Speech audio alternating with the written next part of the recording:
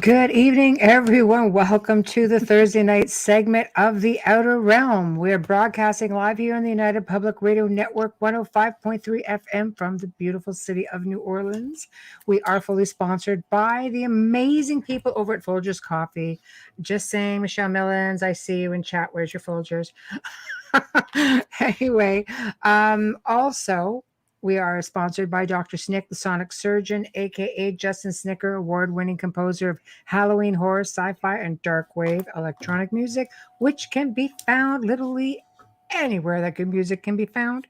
Tonight, we welcome for the very first time, and man, I personally have been really excited about this, Mr. Brad Olsen to the show. He's going to be discussing his books on esoteric knowledge, information. Oh man, I love this stuff. Forbidden knowledge. Yep. Includes a little bit. Maybe if we're lucky, we can get him to talk about some Illuminati or some Cabal. His books cover just about everything. And I think as I started delving through the first one, because we did book him a while back, I was just sort of like picking up my jaw. Or, you think you know stuff, and then you really read something for somebody who really knows stuff. And it's just like, wow. So I'd probably anyway. fall over then. Oh, yeah. It's going to be mind-blowing for sure. But anyway, to participate in the show, you guys know the drill. Same, different Facebook locations, Outer Realm, Canada's Most Haunted, News on the Flip Side, Joe Montaldo, UFO Undercover, News. I think we got News on the Flip Side. I'm pretty sure that's all we have for the UFO Paranormal, right? And then, of course, don't forget, you can catch us on... we are on International Public Radio on YouTube. We are also on UFO Paranormal Radio on YouTube. And while you are there, please subscribe. But better yet, please get a membership, because there's going to be content on there that you can't get any other way unless you are a member, including the Gray Zone Uncensored, which a lot of people ask me about because you can never find the archives. Well, now you're going to be able to start finding the archives, but it is a members thing only. It always has been. It was created for membership, so you only get to see it live. After that, it's gone. So sit tight, hang in there, and brace yourselves for a really amazing show. So, hello, Bubbles. Hello, how are you? Oh, good. It's been a very busy day, of course. And of course I did a show with Del Leslie. Oh yeah, that's right. At 7 that's tonight right. with How's Lily he doing? Potvin and Kathy Bilski, and yeah, it was a good show. It was a good show. Yep. Yeah, Del's always a hoot. He's always a lot of fun. He's a lot of fun. So we all had a good time. It was just like Laura Lee said, "Oh, Del's Angels." I was like, "Oh, that's a good one." So anyway, yeah. Have you checked the color of anyone's wings? Just saying. I know. I just want to say hi to Michelle, Wayne, Jessica Coots. Hello, my love, my niece. And Janie, mwah, Lisa, Savoy, we're going to meet you soon. We are. Yeah. Hello to everybody. We'll give you a minute to settle in. We're a few minutes earlier than we normally are because Michelle is taking reins. So this works. This is really good. I've been looking forward to this. I'm going to bring this up, show the book again once our guest gets on. But this is one of Brad's very first books. I don't know if you can see it with glare. Just down a little bit. Yeah, and closer if you can. I see a glare when I do it. Because you have a 20,000-inch screen on your computer there. And I've got a 13-inch, and then we're only like 8 How about this or one? 10. It's a modern esoteric. It's literally just bigger than my phone. Oh, modern esoteric. Yes, and it's Beyond Our Senses. He's got 3 books in this series, and as you can see, I have a lot of little flippy notes on it. As I make my way through this, I've been perusing this for a while because he's been booked for a couple of months, and I really have to say, when I say be prepared to have your mind blown, be prepared. If I say it, be prepared for it, because absolutely, it was just like I said, you think you know things because there's all kinds of stuff floating around out there, right? Everybody's got their ideas of what certain things are. Then you start reading it and you're just like, yeah. Yeah. That's like an author we know regarding the Knights Templar. It's the same kind of thing. You read and read, and then you pick up his book and you're like, What? He did Mr. all Freddie the Silva. walking Just a little for bit of me. shout out there. He Yeah. did all the research for me. I just have to read it. I love a book series. Wayne Mallows, love your book series. I love it because when I get attached to a book, there's nothing I love more than the story that continues or a background or a prelude. I love all of that. So to know that there's a series, it almost feels like a limitless amount of information. I know. Yes, I know. it's very exciting. It is very exciting. My favorite kind of book, honestly. I love a good series. I do. It's funny because, Brad has many different books, and he's also a publisher of many books along this line. So I was just like, wow, this is good. I think we're going to be like, I don't even know what to ask because there's so much information. I want him to have the absolute most amount of time possible to get into all of this because there's just so much information. Like I could see him if he's willing just to be like a repeat guest. I mean, honestly, just with one small section of this book, you could probably do a segment and it keeps going. His series then. Yeah. Oh yeah. It's definitely need to get it beyond. It's beyond. I want to get through my Vampire Tales first because that is how I'm putting myself to bed at night. So Wayne, just imagine the kind of dreams that you have created when I close my eyes from reading your books. It doesn't stop. Like the last page I read just continues in my head. And then I wake up thinking I read it. And then I go back to the book and it's like, no. It's a gift that keeps on giving. It is. Right? It is. I love it. It is. Okay. I love it. I am sending the link off to said guest right now as we speak. I had a really crazy ET dream, but I'm not going to talk about it here. I'll talk about it with you tomorrow when we work because it's just not going to happen on air in front of everybody listening. Just saying. Now I'm on pins and needles. Yeah. Fantastic. And it's funny because I didn't remember the dream until I was surfing through my for researching for tonight and surfing through, and I saw something on ET and I went, all this started flooding. Boy. Yeah. Oh.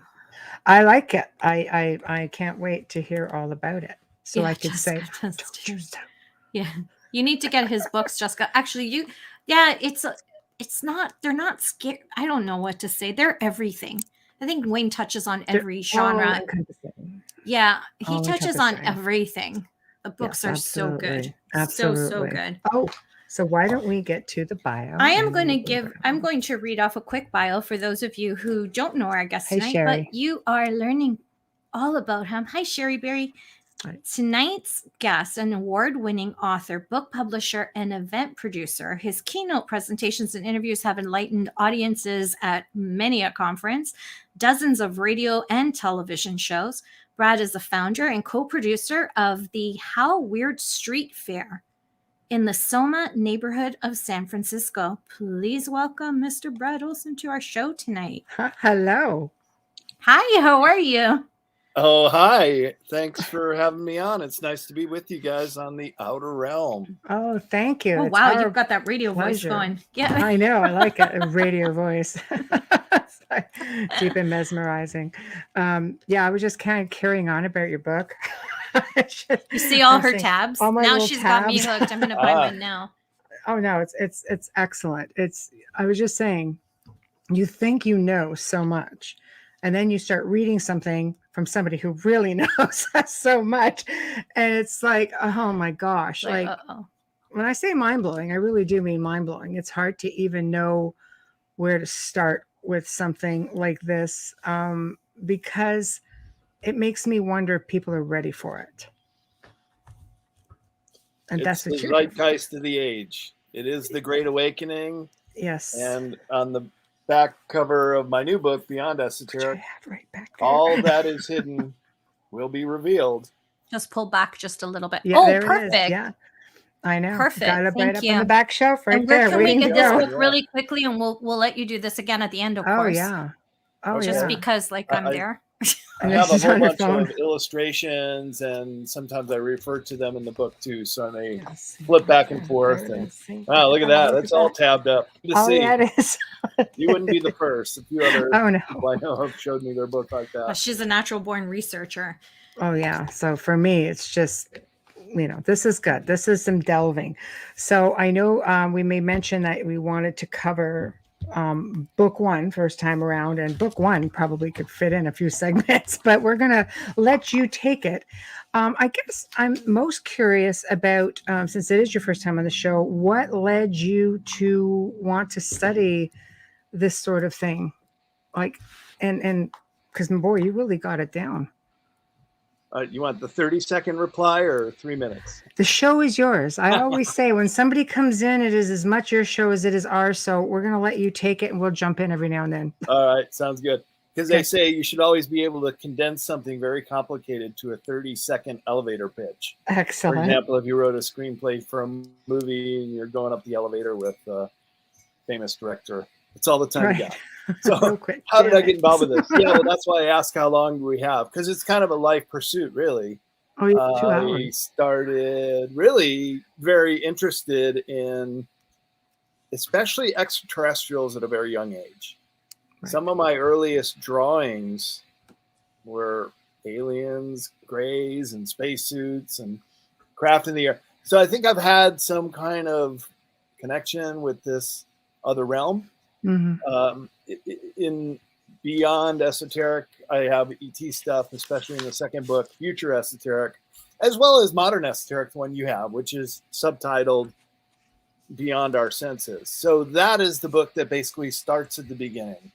If this were the elevator pitch, it starts with all the antediluvian civilizations, who we are on this planet, how things keep getting dated older and older and older, and you have the megaliths that still defy explanation, how they're built. There are ruins under the ocean. And as you can see in modern esoteric, I have a lot of images to back this up, as well as links that people can read and follow through on it.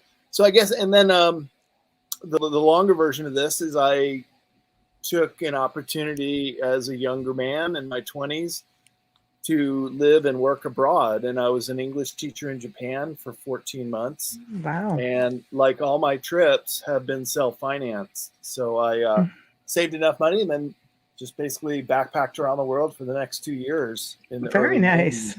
It was just one of the greatest educational experiences I could have ever given myself, as well as going to college for 5 years and getting a double degree in marketing and art.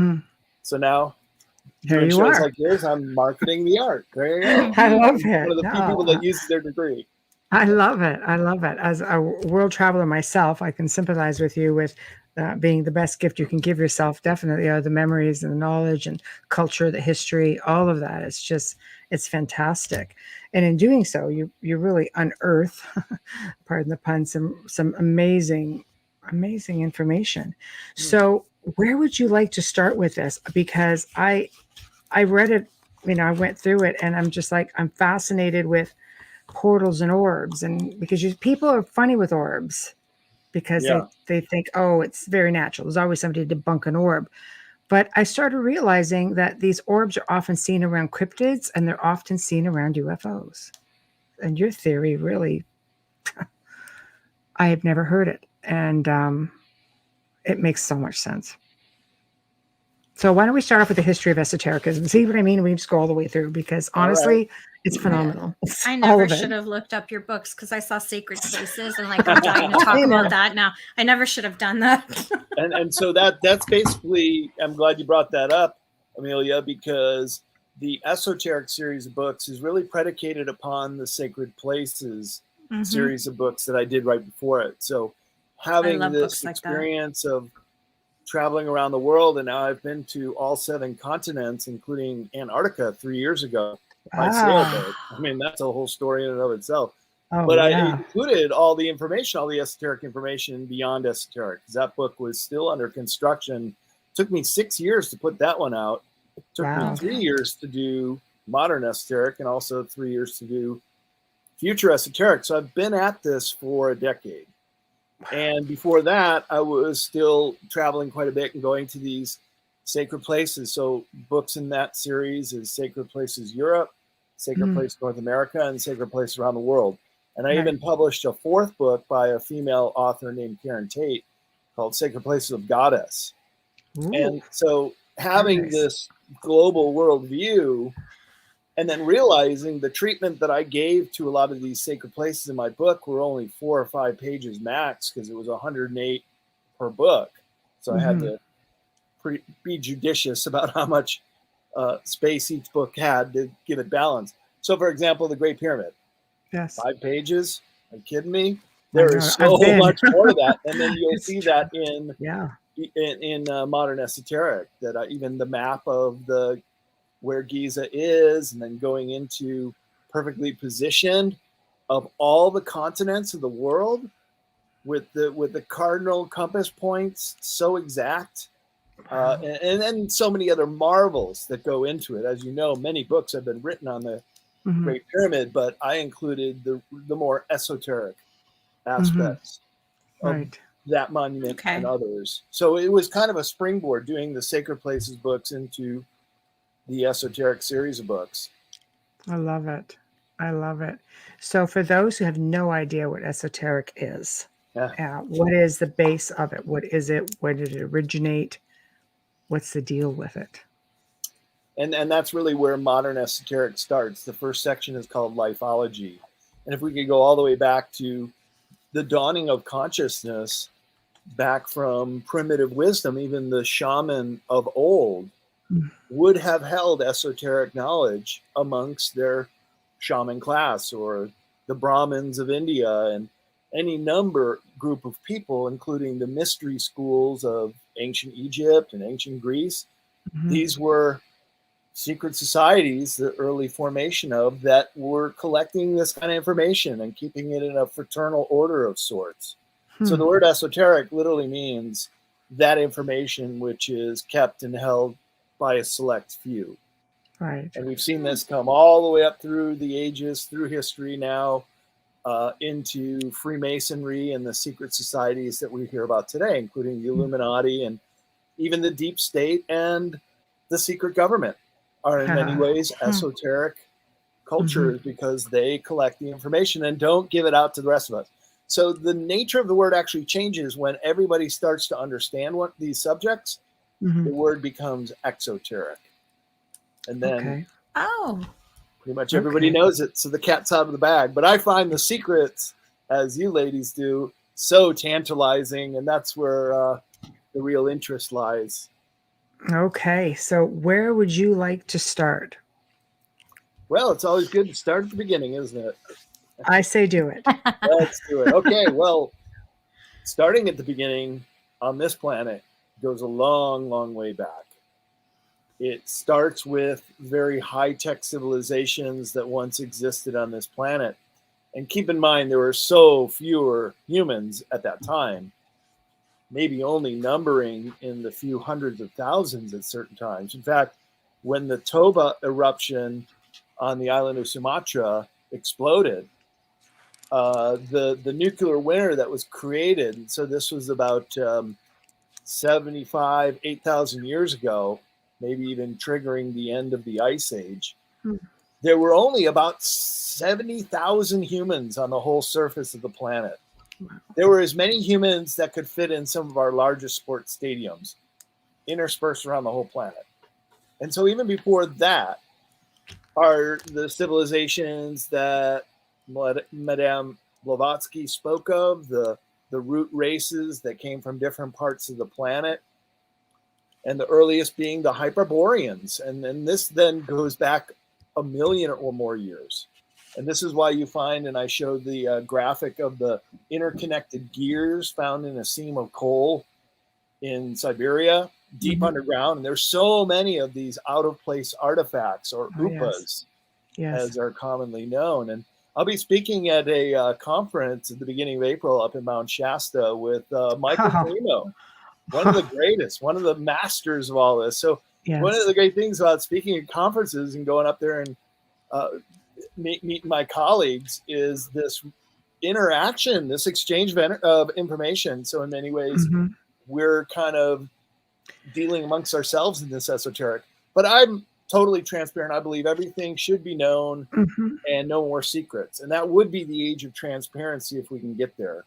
But in the meantime, there is a concerted effort to not allow humans to know their real history. And that's why when you say, where shall we start? Well, we should start at the beginning, because this is the first time that, this really important information is being withheld from us, that there had been high-tech civilizations here. And we've all heard of Atlantis, and we've all heard of Lemuria. And then, as I said, even further back is Hyperborean. So Madame Blavatsky said that there were 5 high civilizations on this planet leading up to ours. And ours started with the Osirian Empire in Egypt. And that was with the know-how and many of the survivors of Atlantis. Wow. And that's why you have the Great Pyramids are the most perfect and still standing and the oldest, because they are of the Osirian Empire. And I went to Egypt. I think I climbed to the top of the Great Pyramid on a full moon in 1993. A bunch of youthful indiscretions, right? I can't. Of course, that. It was mind-blowing experience. There's another story. It's just the 2 of us. Go right ahead. It's fine. It's okay. And all your friendly listeners. Yeah, no, sure. I'm like I said, I'm transparent. Don't worry about that. Right. But I rode a horse all the way to Saqqara with my girlfriend, and we saw all these other pyramids in the state of ruin. And yet you could see the Great Pyramids for dozens of miles away. They're just so amazing. So you have this kind of high technology in place during the earliest times of human existence. It really begs the question, what did they know? How did they know it? And what did they do with that knowledge? And that is what I think we see with the remains of all the megalithic sites that really defy explanation. These 30, 50, 100-ton slabs perfectly conjoined together. Well, pyramids are being uncovered pretty much everywhere. I mean, look at the one in Russia, which I figure is like 20,000 years old. I'm just like, that to me was amazing. They're finding them under the water. They're finding them, oh no, that's a mountain range. And then they realize as they start excavating, oh no, wait, it's a pyramid. Why are they hidden though? Well, I think they just get overgrown. But I mean, hidden, how many times has this planet repopulated itself and destroyed itself? I meant the information. Why is it hidden from civilization? Yeah, why is it hidden from the rest of us? Seriously. Sure. What is so bad? Happy to weigh in on that. Yeah, I'm still waiting for my invitation. Too, in America, and I got into this when I was working on my Sacred Places North America book, and I was driving cross country 4 times and going to all the mound sites and talking to the curators and museum people. A lot of people are in denial, but you look when you go to these sites, they'll just say, "Oh, we don't have any of those relics." But you could even go back to the newspaper articles 50, 80, 100 years ago when some of these digs produced giants, produced warriors wearing a suit of armor in the case of Spiro mounds, and all kinds of implements, these out-of-place artifacts, which are just so conveniently swept away. So to answer your question, Amelia, why would all of these subjects pertaining to our far distant past and relatives, let's keep in mind that we still have a connection here, even with the giants, right? Because some of them have mitochondrial DNA. That means their mother was human.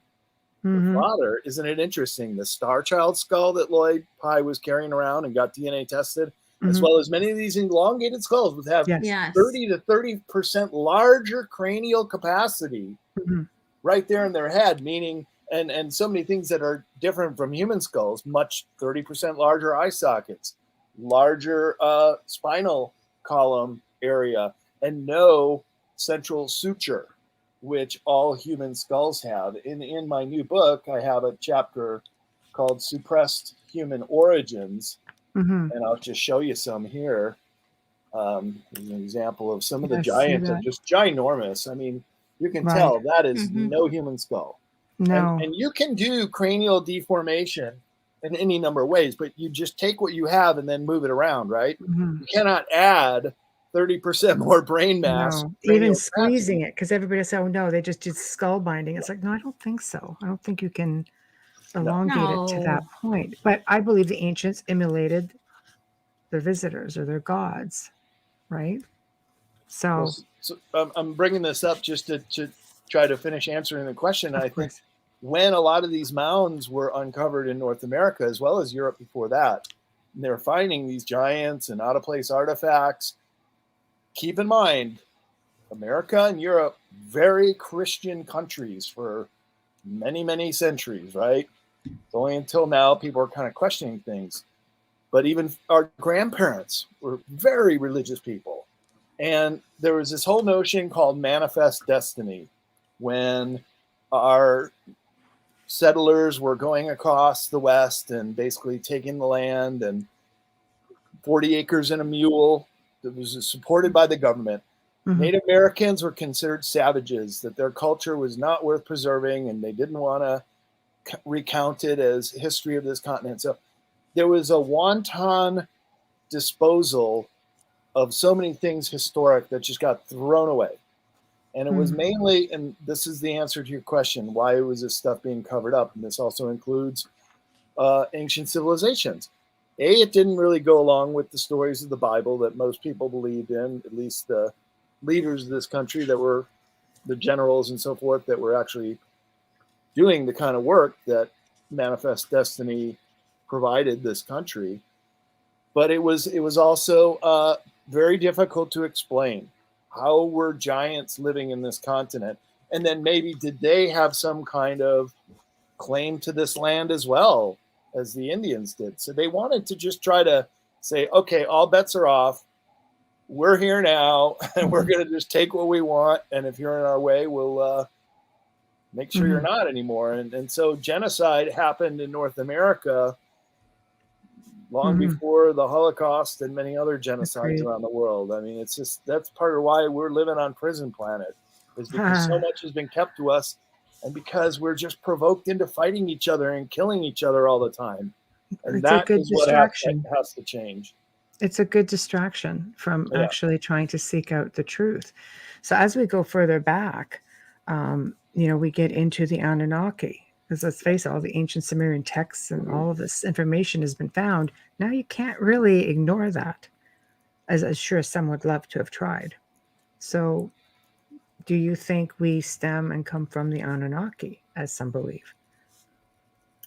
I think that's exactly what I've just been talking about with the giants. Yeah, right. But there's just so many examples of massive footprints, massive finger bones. There's Michael Tellinger, a colleague of mine. This is a photo I took in the Sacred Valley of Peru.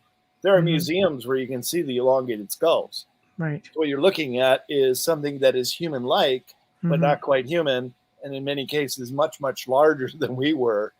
Yes. So we're just this little blink of an eye in this time period that we think is our history. Right. But it goes so much further back, and it encompasses many different species, not only talking about giants, but there's also dwarf civilizations too. And for some reason, academia is much more apt to carry a story about the dwarves. So they're the tribe in the island of Flores in Indonesia that the fossil record was discovered that tall, full-grown adults were only 3 feet tall, about half the size of us humans. So that was accepted in Nature magazine. But these digs, even some recently, still finding new bones. Why isn't that headline news in this country? So there are still blockades on the accepted history and what is being allowed to and what's hidden presented to the people. Yeah. Smithsonian was destroying. Well, that's Smithsonian Gate. Yeah, there's a big controversy over that. Smithsonian Gate. I'm still waiting for my invitation to the Vatican Library. Yeah, me too. I'll go with you. Yeah, I'm still waiting on that. Let's do an outer realm field trip. Maybe we'll. Oh, right. Storm the gates. Yeah, let's do it. The Vatican. So we get down there. Or you could just remote view it.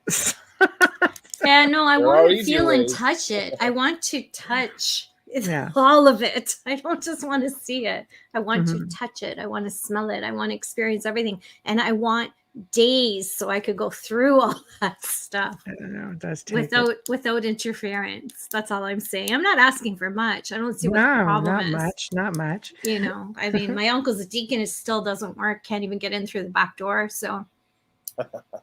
But yeah, it would be an incredible journey, wouldn't it, to spend a few days in the Vatican Library? My God. Wouldn't it though? It'd probably lock you in there though. So Sherry says, turn off the oxygen, just like Da Vinci Code. Yes. Hi, Sherry. Sherry says control is power. They have to keep the mindset ignorant in order to effectively control what we believe to be truth. Yeah, we read them out. I know you can see them, but there's a lot of people who are just listening around the world who actually aren't physically watching. Or on FM radio, which they can't physically watch. So no, I believe, like Tamara says, knowledge is power. I could see, they don't want us feeling overly powerful. So let's backtrack again and talk about all these power spots, why they were so important, why everybody built monuments and on power spots, portals, orbs. Let's just maybe jump into that for a bit. Sure, and that's also starting at the beginning. Yes. Why is it that some of the oldest monuments on the planet are pyramids? And why is it that you find pyramids virtually on every continent? The one continent that I'm not entirely sure of yet is Antarctica, and one that I study quite fitfully because I've been there, and I do a conference talk called The Hidden Anomalies of Antarctica. But there are 3 ranges I know of, and I could go there on Google Earth and show you guys. I know where the Shackleton Range has the one that we've all seen the pictures of. But I was talking to an outfitter that takes trips around Antarctica who assure me that you can go anywhere you want with enough money. But I do know there are definitely no-fly zones in Antarctica as well, so not quite everywhere. But and why is you that? could go to these pyramids, for example, because they say they fly over them all the time. Yes. They leave Punta Arenas, Chile, fly over the Drake Passage, and land at a place called Union Glacier. And then they'll wait for the weather to take. Most people want to go hike the tallest mountain in Antarctica. Yes. It's called Vinson Massif, and it's not super tall, only about 14.5. But people who have done Everest and Mount McKinley, for example, and get the big ones out of the way, they're like, let's round out all 7 continents. Yeah. And so they fly take over an this afternoon in Antarctica all the time. Right. But they call it a nunatak, which is just an attractive mountain poking through the ice. So I asked them, well, haven't you landed there? Haven't you gone and taken a sample or climbed it or anything? No, we just fly over it. So I think the jury's still out on the Antarctica one. But Australia has a step pyramid called Gympie. Asia has pyramids near Cheyenne, China. And China's got over 400 pyramids. Yeah, and many have been ruined and lost. Yes. The most newly discovered may also be the very oldest, and that is the Bosnian pyramid. Yes. Oh, really? How old did they figure that one is? A colleague of mine. We had tables next to each other selling books at a conference 2 years ago. And wow. Hey, Brad, you be my guest. Anytime you come, I give you the tours of everything. We show you everything. Very nice. Making good connections. Bosnia, that would be cool. Yeah, for sure. They're beautiful people. They're beautiful people. In Africa, and you have the earthen mounds in North America. Yes. Including Cahokia in Illinois, where I'm originally from. Right. And has a base larger than the Great Pyramid. But since they didn't have rocks to work on in the Midwest, they built them with earthen material, which are still there. However, many have been ruined. The earthen mounds, which contained these upas and giant bones, were just plowed over. They, again, were a nuisance. Get it out of the way. Any of this Indian prehistory doesn't matter. If you want to sell it on the roadside, good, just get rid of it. That was kind of the mentality back then. And of course, there are pyramids in Central America as well as South America, Lima, Peru, and then Tiwanaku has a step pyramid as well.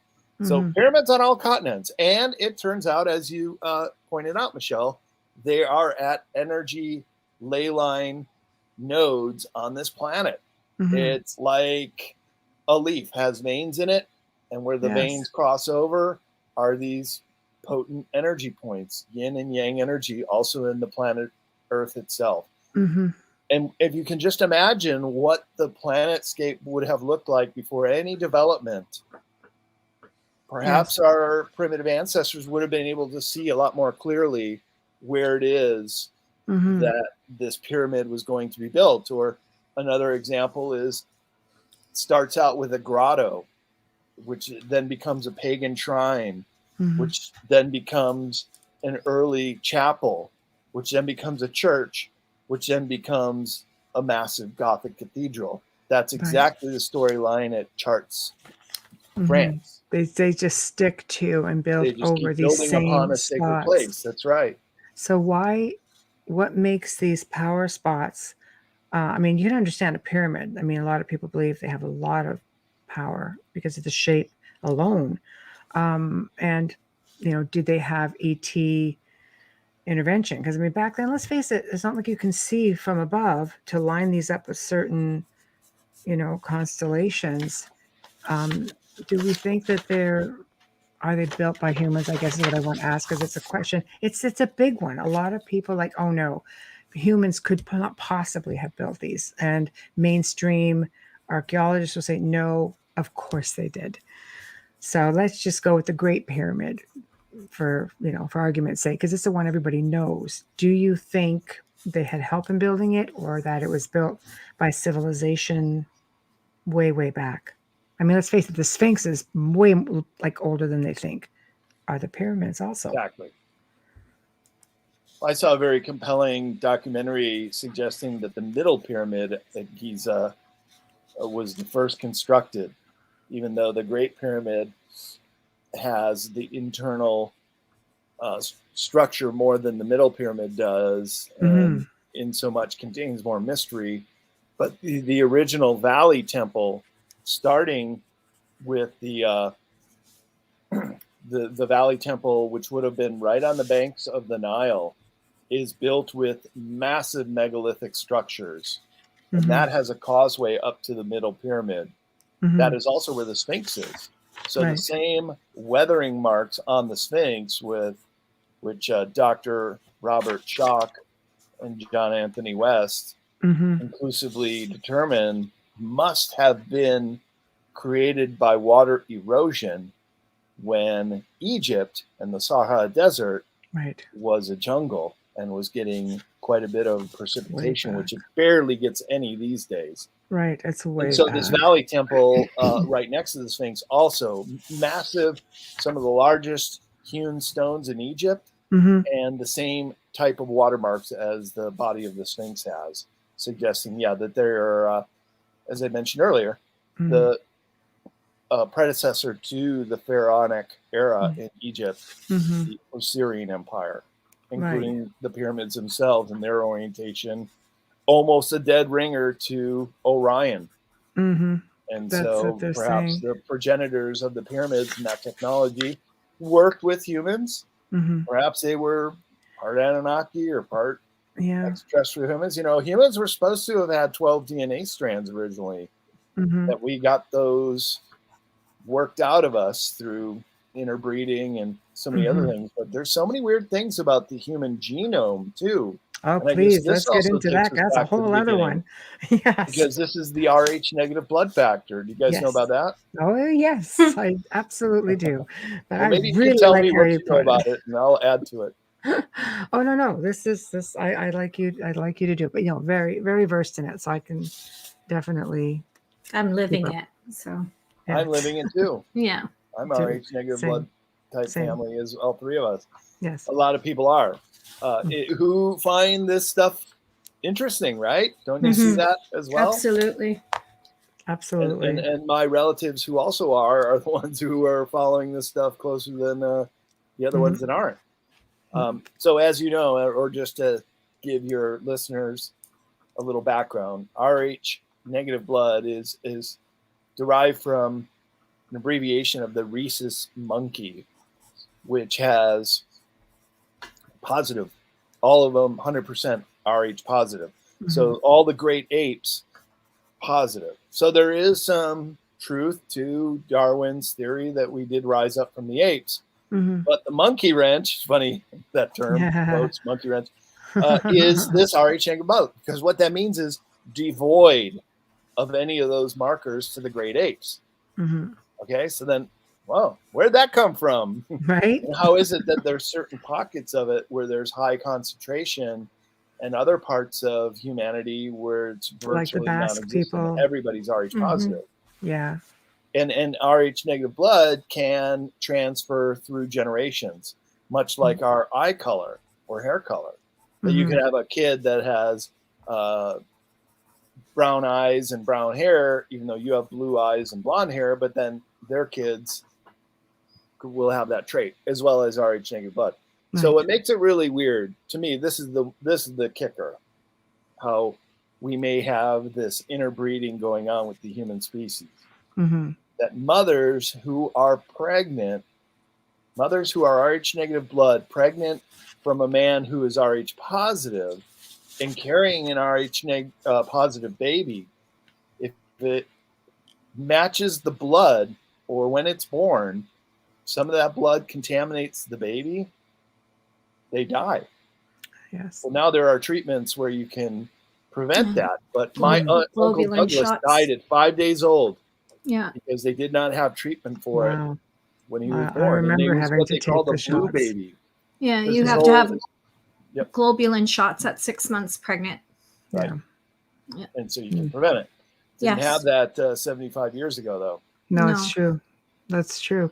It's interesting how the body would just instinctively purge out or try to kill that foreign, like we're RH negative, and you enter in something that's, let's say, the positive, and you can literally, like, we would miscarry that as a negative female. We could literally miscarry that baby. So like, it's like the body is just like pushing that out. It's like, you have to think, like, where did that come from? Where a mother would instinctively, like, our system was just repel that and kill it, basically. And it happens with no other animals. Only no other blood type either. Wow, yeah. That's pretty weird. So to me, that suggests that we have several different DNA strands mixing in and out of the human race. So an example I give is a horse and a mule, or a horse and a donkey can mate, and their offspring is a mule. And it's a different species, okay? But it was co-joining between the two. Just as I said, many of the giants showed that they had mitochondrial DNA, mother human, father unknown DNA. So, and then you brought up Anunnaki earlier, Michelle, and maybe this is what it all ties into. And their offspring were the Nephilim, and they were the men of renown, and the giants written about in Bibles and so many other ancient texts, not just in the Western documents. And of course, you can see it in the hieroglyphic writing of Egypt, as well as their pictograms of clearly giants. Any little humans are mainly their servants. So, Amelia, can you get this one? I got it. Wayne says that lends a lot of credence to the adage of not marrying outside your class. It was likely a simplified way of ensuring the negative blood type stays pure. That's an interesting perception for sure. Yeah. All the interbreeding, and a lot of people believe the royal family are all negative blood types. They are. So why do you think they call them blue bloods? Right? Why do you think it's blood brothers or blood in the family line? Oh, they take their bloodlines very seriously. That's a great observation, Wayne. Yeah. And I would agree that you can't just say, oh, I've fallen in love with Rockefeller or Rothschild, and we just love each other and we're going to get married. No, it doesn't work that way. No, you have to keep the blood pure. Aren't they still working that way? Yeah. Well, in India, it's the caste system, and it very much works that way. Yeah, but didn't Nikki Hilton marry a Rothschild? Just like not long ago. As long the last 10 years. I'm pretty sure she did. Blood type, probably they have children together. They have children together. Oh, maybe she was Neggy, yeah. Oh, I'd say the Hiltons are probably definitely. And we had a guest on the show that basically said, "Oh, do you know that every Hilton hotel has what they call a travel room, which they can just interdimensionally just pop out?" Did not know that. I'd have to see it for myself. I'll hook you up. I'm one of those people. I'm one of those people. I need to be in that room to believe it. Yeah. Apparently everyone does. So I thought, But getting to know her a little better after the fact. It's got to be the higher end ones, because some of their hotels are just average hotels. Mind you, maybe that's where they are. It's just the average hotels. I don't know. Hidden in plain sight, as they say. Yeah. So, yeah. Okay, so let's get on to why don't we talk about bloodlines a little bit more, and where do you think the negative blood type comes from? Because you hear that I have to say conspiracy because it starts somewhere, that it comes from, let's say, the reptilian extraterrestrial race. Greys. They seem to be the two that are the most active, I think, on the planet, according to many that we know of anyway. I'm sure, without getting into it's a whole ET show, I'm sure we can do, because we know there's like all kinds of them here. But the belief is from people that have been on the show and research that they believe it could very well be reptilian. And I think that's where you get a lot of the conspiracy and the joking around about, the royal family are a bunch of reptilians. And I'm just like, I need that. Well, I'll let you know that the people who claim they have been abducted by aliens are almost always Rh negative. So they obviously want that particular blood type, especially the universal donor, the O negative, which my dad is.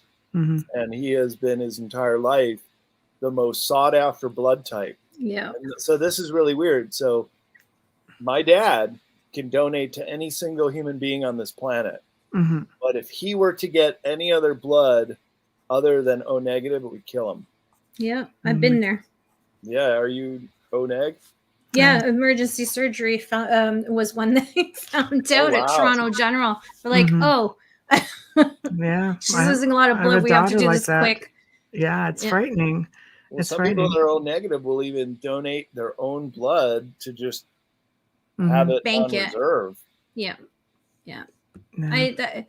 It was a terrible circumstance the way it happened, because when I was younger, nobody checked your blood unless you were going to surgery, and they didn't record it with the family doctors back then. It was a different time.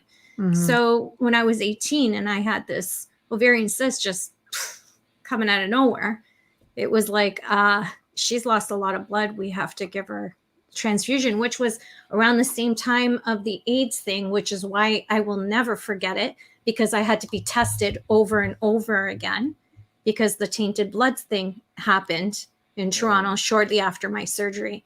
So it was a scary time. And to learn all of that, I was just in shock. They came up to talk to me and they said, you need to know that when you're, older, I was only 18 or 19. When you're older and you want to have a child, you have to get what's called a globulin shot. And that's how I learned about all of that, So now it's a different time, But back then we were clueless with blood types.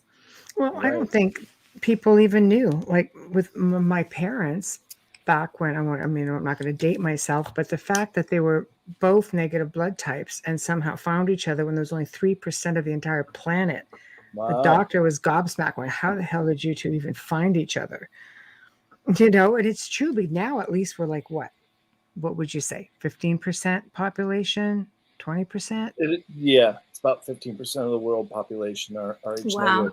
We're getting up there. My dad was really special. Of those come from Northern Europe, the Celtic areas. The Basque region has the highest, and that's the area between France and Spain and the Pyrenees Mountains. Yeah. And also down in the Atlas Mountains of Morocco, where they have blonde hair, blue eyes, fair skin.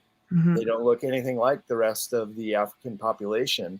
No. And they say Scotland too. Where did they come from? Well, I told you that they had a propensity to be abducted. Right. In my book, Modern Esoteric, Beyond Our Senses, there's a chapter called Blood of the Gods, and I get into all the blood type weird anomaly stuff. Well, Edgar Cayce said he thought that they were the survivors of Atlantis. We're all RH negative. Remember I told you that originally humans had 12 strands of DNA. But we would be way too powerful and uncontrollable, God forbid, if our pineal glands were uncalcified and we were astral traveling and maybe even doing this interview telepathically. Right. We have these superhuman abilities that have also been suppressed. That's why I include those in esoteric subject matter. Right. But yes, so you do. Yeah. Great detail. Had to have been messed with. That is, the survivors of Atlantis, they basically took the men out of the picture and allowed some of the proto-humans, such as Neanderthal and Homo erectus, to also intermingle into the bloodline. That's where we get the RH negative or positive from, because every person who's RH positive marker has a direct descendant down this evolutionary tree to the primates, to the great apes. And so they watered down our DNA primarily that way, by taking the males out of the equation, allowing the females to mate with other species, and then subsequently every generation following was 2 strands. Well, now something amazing is happening, and I described this in Modern Esoteric. The very first 3-strand DNA humans are now being born and can be studied. And they too are RH negative, and they have these incredible abilities. Yeah, right. And so get this, not only that, but all the 2 strands like us are showing little knobs, little nobules, getting ready to do that big joining into 3-strand DNA humans. Maybe even in our lifetime, if there is this great awakening, this kind of thing could really happen. If we were to shift to the 5D, you just go right beyond the 4D. The 4D, especially the lower realms, that's the ghosts, that's all of that weird demonic entities. It's been described as you're driving down in a bad part of a city and you take the wrong off ramp and you go through a really bad neighborhood and you're just looking with 4D, shock and awe, 4D. But it's not a place you want to get out and explore or stay there. No. You want to just keep going right to the 5D. No. And so if that were to happen, if we were to get enough humans to have this proverbial 100th monkey effect, it could just go boom, just like that. A big leap in evolution within a lifetime. That quickly. Wow. Yep. I think people are awakening. You just see it. I mean, there's so much division right now that's being created, but every now and then you just read these stories and you see people like they're just getting it. And it's kind of nice to see, because I think there's something going on out there. Maybe it's just people who keep pumping things into the collective that are eventually you're going to get it. You're not going to understand where these ideas are coming from, but somehow they're going to make sense. There's a couple of here, Amelia. Hi, Trish. Trish Mo has her own show called The Missing Piece on our network. It's brand new, so don't forget to check it out. What night does it air? Is it Monday or Tuesday? It's on Mondays. Monday nights on UPRN radio right here. Yes. You can find her. And if you're interested and you want to catch up on the last 2, just check out YouTube and find her there. Trish Mo asks, do you think the marriage license requirements for blood tests back in the 70s that was stated for disease in quotation marks, unquote, were actually testing for RH factor? What's happening in the 90s too, I can assure you. That I do know. Yeah. That would make sense. Government's overreaching and trying to get as much information about all of us as they can. Yeah, especially RH negative blood types. Oh, I think there's a vested interest of someone wanting to know that. Yeah, but those you and me 1, 2, 3s, you should be hesitant about that in ancestry.com. Anywhere where you're throwing your DNA, you should be really, really afraid. Hypnosis. Yeah. I agree. Yeah. You should be afraid. Okay, so let's kind of think outside of the box a little bit since we're on to this whole esoteric thing. And from the book, again, I can't, show it enough because I really think you guys should get it. When I say mind blowing, I mean mind blowing. It's a wake up call, is what it is. It really is a wake up call. I've always known about archons since just researching the Gnostics, the texts and such. And I don't think people have any real inkling as to when you hear archonic states, it's like a real like draconian type control. It really is. And people will maybe mistake this. Maybe the religious term would be considered demonic for those who think of religion. For ufologists, they'll say, no, it's an archon, or it's a draconian, or it's a reptilian. Or what are your thoughts on that? These beings that control from above, outside of our space, but yet they seem to have quite a hold on us to the point of alternate consciousness, possibly. That's exactly it. They're energetic parasites that feed off of our negative energy.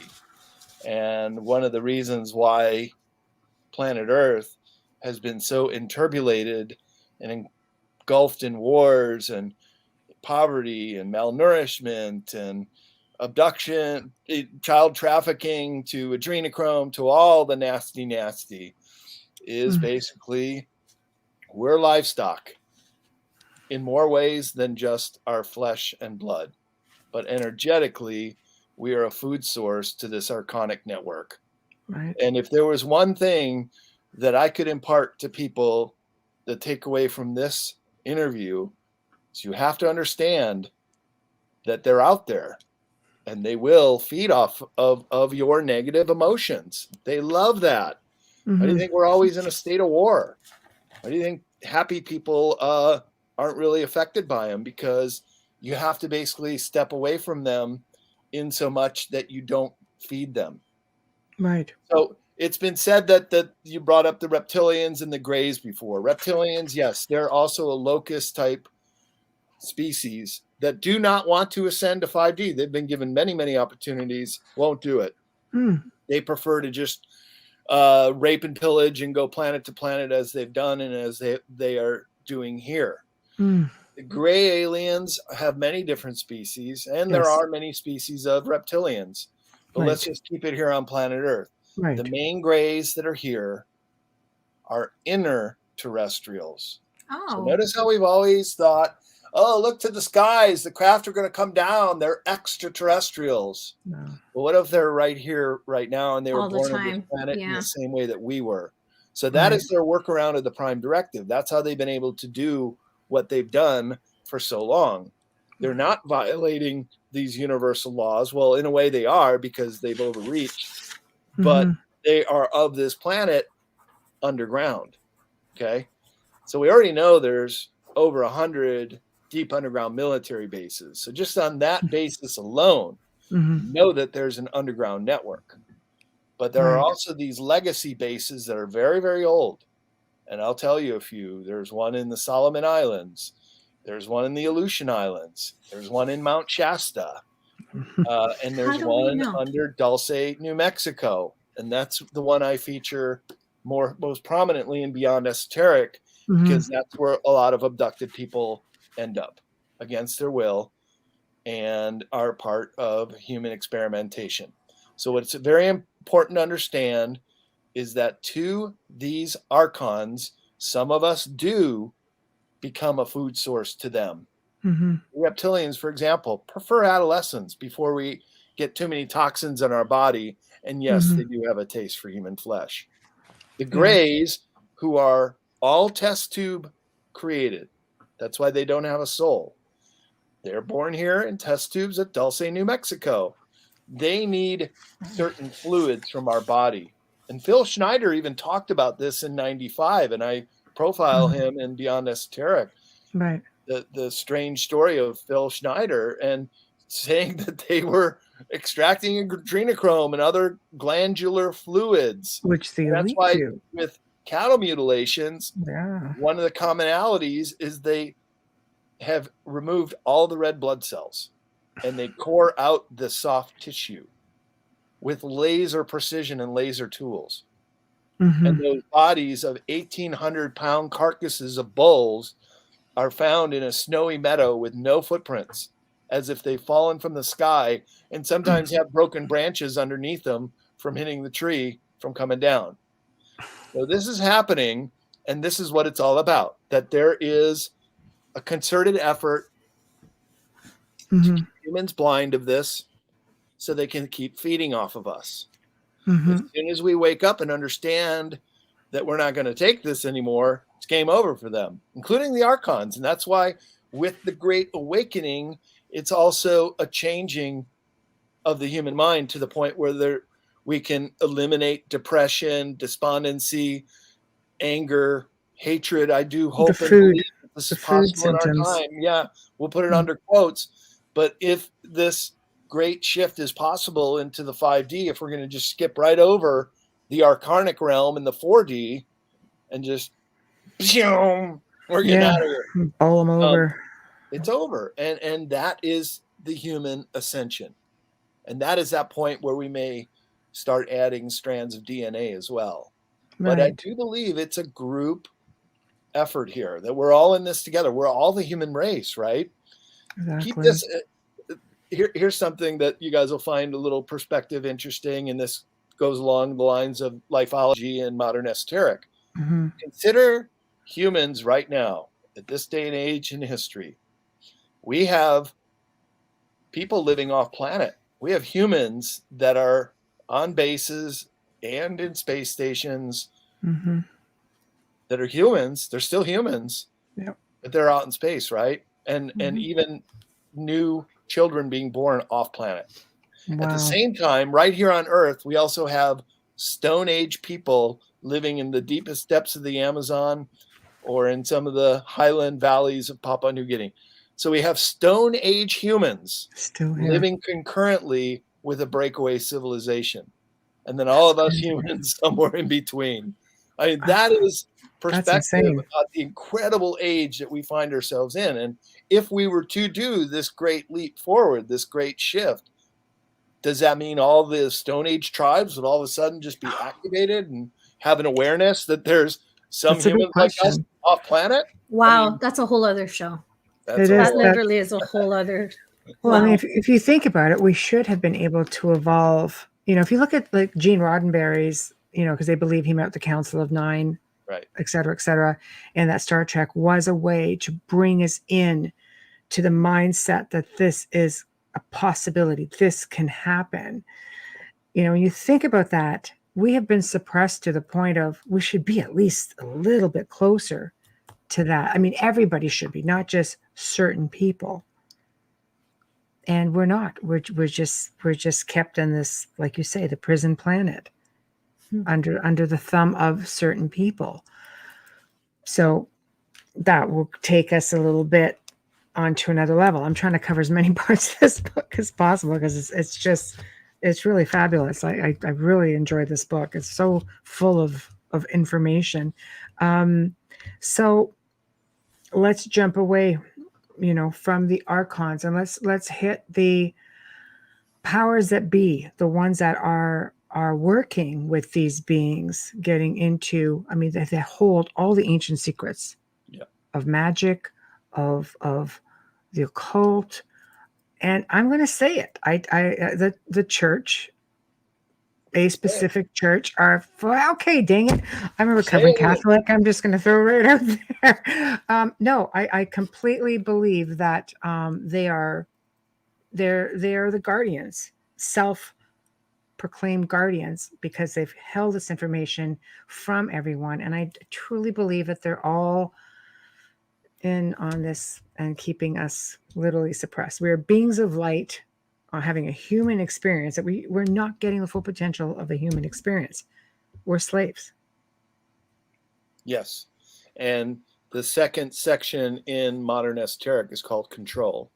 And that's what gets into the secret societies, the shadow governments, the mystery schools of old, where this esoteric wisdom was kept and revered and hidden from the masses. Yeah, they don't want us all to know. Right. Look, it's still an old boys network, and it's a club, like George Carlin said, and you're not in it. Neither am I.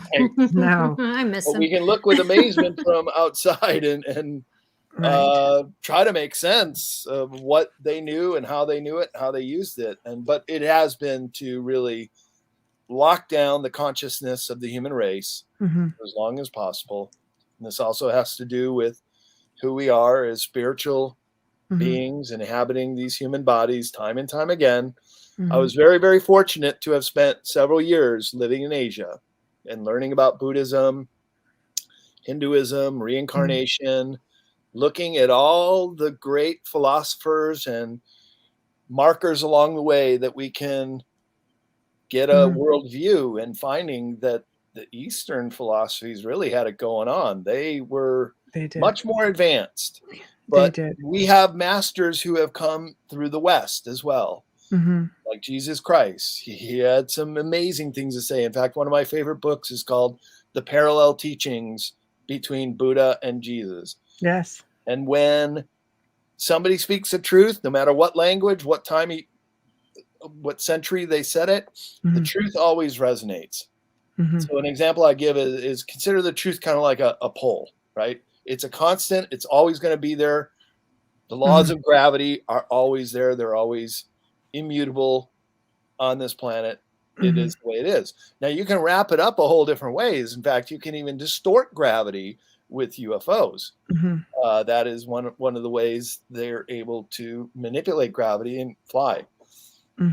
But just as a UFO will be gone in a moment, the pillar of truth stays there. And so this is what we see they have done with controlling the human race, is to wrap it up in so many different ways, lipstick on a pig, all that stuff just falls away eventually, and you just have the pillar of truth. That's why those parallel teachings between Jesus and Buddha are so potent, because they're true no matter when you say it or who said it. So in the same way, you have these mystery schools of old, the ISIS cults out of Egypt, and then they were just given different names when the Greeks and then the Romans adapted them. So keep this in mind. And this is how old this control structure is. Back in the time of the pharaohs in Egypt, thousands of years ago, the pharaoh was considered a living god. He was a man. He was alive like you and me. Even women could have been pharaohs, Hatshepsut, Cleopatra, and others. You would have been revered as a living god. Okay. And this went on for thousands of years.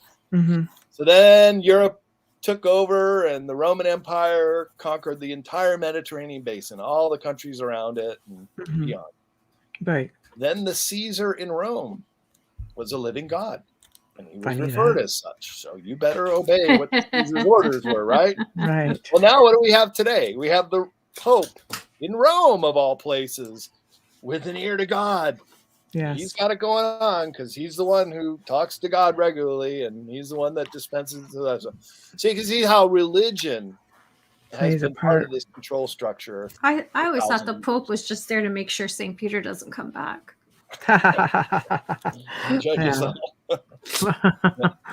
Right now, Bishop James is going to kill me if he heard that. I'm just saying. It was just a joke. The curiosity, let's stagnate a little bit with religion per se. Let's jump back to Solomon. Let's go back on these holy relics, probably the most sought after being, the Ark of the Covenant, and the Templars. I've got Templar lineage, so I'm always very curious about people's research on them. I'm trying to word this properly. We know they went to the Temple Mount. We know they found something. I've always personally believed that rich men don't give up their wealth to go treasure hunting. I believe if they're going to give up their wealth, they're going to do it for something much more significant. Do you think that they found something there and brought it to the West here? I do. My foray into esoteric publishing was with a book by Lon Milo Duquette, who's pretty famous with right. tarot and other parts of Kabbalah understanding and yes, different esoteric learnings. I call him the White Wiz. He's great. right. And we met many times. And I published the book called The Key to Solomon's Key. This, the Lost Key of Solomon. It's Right. now in its second edition. It's still in print. I think And I actually own it. I was thinking, I was a traveler, really. I was a travel writer, and that was my gig. And a co-publishing project came along, and it was highly recommended. And I was like, wow, this is a great book. And it gave the full history of the Knights Templar going to Jerusalem. And in the Key to Solomon's Key, Milo Ducati is a very high-level Freemason and is kind of revealing maybe a bit more than they wanted him to, but cat's out of the bag now. Right. And yeah, indeed, the poor knights of the temple, as they were originally known, the poor knights took a vow of chastity, and all of a sudden their order became fantastically wealthy. Right. Very much so that they had the largest sailing and trading and shipping fleet in a mere 150 years. So this is with all the crusades going on. They came there from Europe. Many were of noble descent. So the Templars were very ingenious. They were the first international bankers. Yes. And they created these ciphers that could only be opened by one of theirs in a distant land. So a knight could put their wealth on reserve, and that would be in the cipher, and it could be opened in Jerusalem, for example, and that knight would have all their wealth. That's international banking. Right. But I think they found something at the Temple Mount in Jerusalem, and I've been there twice now. And you can go under the Temple Mount man-made passageways. Wow. And a lot of the Orthodox Jews, that's the Western Wall. That's where they're praying. That's one of the entrances. And so the Knights Templar had found something that made them fantastically wealthy, so much so that many of the kings of Europe were indebted. And so on Friday the 13th, and that's where the day comes from, they conspired with the Pope in Rome, who also was very concerned of their rising power, and rounded up and arrested all of the Knights Templars that they could catch. That's right. Now that very advanced sailing fleet conveniently went poof. Yes. No one knows where it ended up. I think out here all the way to North America. And you can find quite a few Templar engravings in New England and up the riverways around there. And how about this one for you? Into Canada. Wisconsin. All the way to Wisconsin, too. The Mohican Reservation. Going on right now. I could connect you with someone right there if you really wanted to speak with him about it. It's a new discovery. Where about in Wisconsin? It's on the Mohican Reservation. So it's a private location. It's a private location, yes. And you would need to speak with a man named Wayne Murphy. He's been on the show. He's wonderful. And he's very open to talking about it. But obviously there's proper channels because he has people to answer to as well. Right? Yes, but it just goes to show you, it's just adding to what you're saying. There's a discovery being made here all over North America, really. We have Kathleen Ann Ball, who also predates her discovery in Brazil and found a Templar cave that predates Columbus. Like, it's happening. You got the guys with Tamar. Yeah. Yeah, and the relic hunters in Tamar with the Templar horde that's never ever it's not just Oak Island. Yeah, no, it's not just Oak Island. They just have a better TV contract than everyone else. Yeah, exactly, and they never quite find anything there either. It's funny. Lots of wood. I'll leave that right there. Lots of wood, but yes. So they definitely did find something. They've never found anything significant here as of yet, but it is a curiosity. I like that you mentioned it because it just shows that, again, you're getting away from mainstream academics and, no, this can't be a thing. It's just, yes, it can be, and it's being proven all over the dang world. He's got some pretty amazing evidence there. Absolutely. So now if we jump again even forward, when you talk about the Templars being world bankers, a lot of people don't realize that the United States of America, for example, because you make mention of London also in here, the city of London, are actually corporations. We are technically, well, I'm not American, but technically its residents are assets. Yeah. Can you expand on that a bit? People Since probably the, going Act here right now of going, 1871. Right. Well, you have some of that information in the control section, but I saved the Act of 1871 for a section in the new book Beyond Esoteric, okay, called The New Fascism, or I call it Neo-Fascism. right. And part of that is understanding that we have been sold down the river. Sold down the river, exactly. We're traded on Dun & Bradstreet. That's why all our official documents, from birth certificate to driver's license, all our names are in caps, right? So that is your straw man. That is who you're operating on as the interceding with the corporate entity of the USA Corporation. Wow. Which is now bankrupt, and we're about to see one of the most spectacular collapses in history. In fact, a lot of these institutions that we're talking about, religion as well, everything is going to start, cracks are forming, and the house of cards could come down very, very quickly around all this stuff, and government too. So it's also a scary time. But that's why the Chinese character for crisis means danger, but also opportunity. And this could be the opportunity for the human race to propel us in this great leap forward if we're not too scared and freaked out about it. Because then you're feeding the archons. Right. And that is what the controllers would like to happen. So they're going to try to scare us. They think we're little kids. We can't handle the truth. And I wouldn't even put it past them not to do the fake alien invasion called Project Bluebeam. Yeah. But I think as people understand it and see it for the fakery that it is, that it will once again spectacularly fail, and historians of future time will probably be laughing about our period. I agree. I'd love your comment on this. We know, we all here know of people who are making documentaries about their experiences, and they are profiting, you know, a millionfold, not tenfold on their stories. Do you ever feel like it's a possibility that they've been planted there as well, so that you're chasing that one idea? I'm not sure that they are making tons of money, though. I mean, I don't know. I'm not going to name the name, but that person charges a ton of money to speak.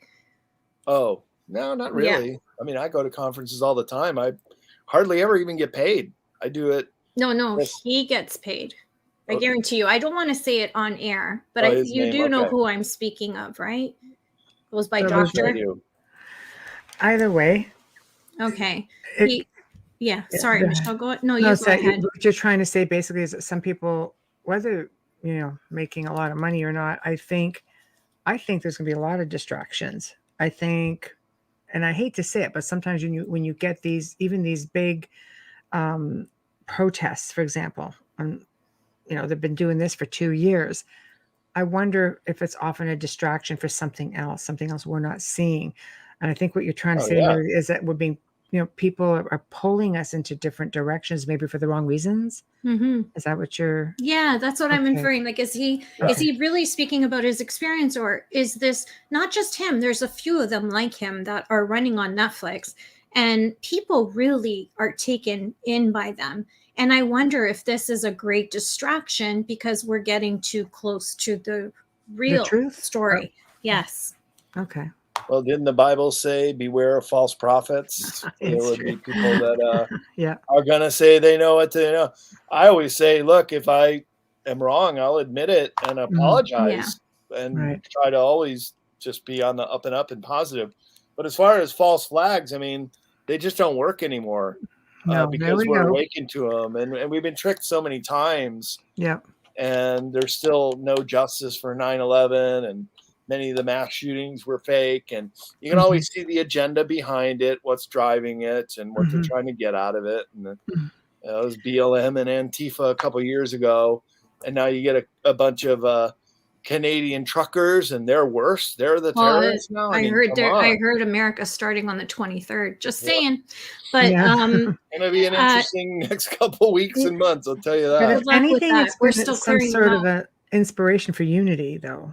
I guess whether you support it or not, it's kind of refreshing to see people being unified. In the beginning, it is. But is it? But I always say when I see something this of this magnitude, what is it we're not seeing?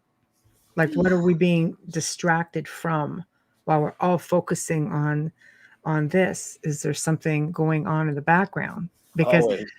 Right? Exactly. When isn't there, I'd say. Exactly. And I also don't think people realize that there is a shadow government, that we I hear people say, about politicians, you work for me, I voted you in. And then I sit there in the background, I'm going, no, they work for somebody else entirely. And what about all the honeypots, all the people that got trapped and bribed and blackmailed? That's all going to start coming out. I've heard it's up to 90% of our members of Congress. You can thank the Kennedys for starting that. That are compromised in one way or another. Yeah, there's a lot of blame to go around. But the Kennedys really did start that. It came out, like you saw it.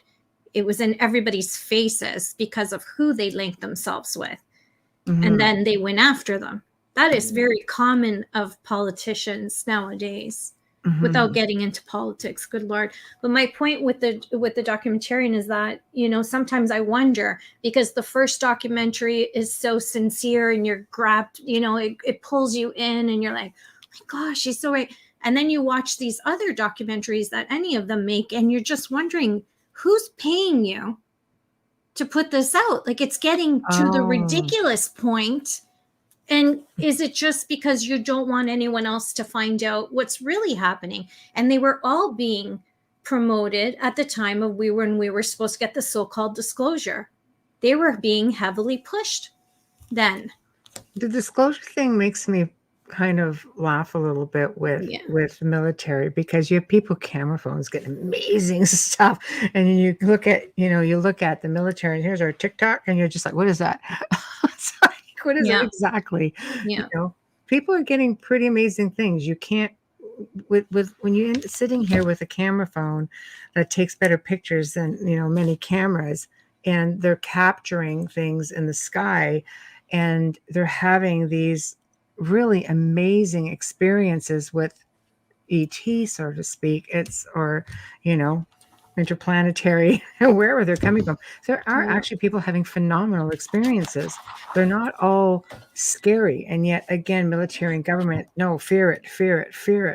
And whistleblowers, ex-Navy, ex-CIA, ex-government, our own, our Paul Hillier, who's Canadian. He came out and just like let it all out. After retirement, though, not while he was working. Just saying. Still, they're under gag order. You have to abide by that to a degree, right? Especially when you're military. But astronauts were coming forward and saying, no, there were things on the moon.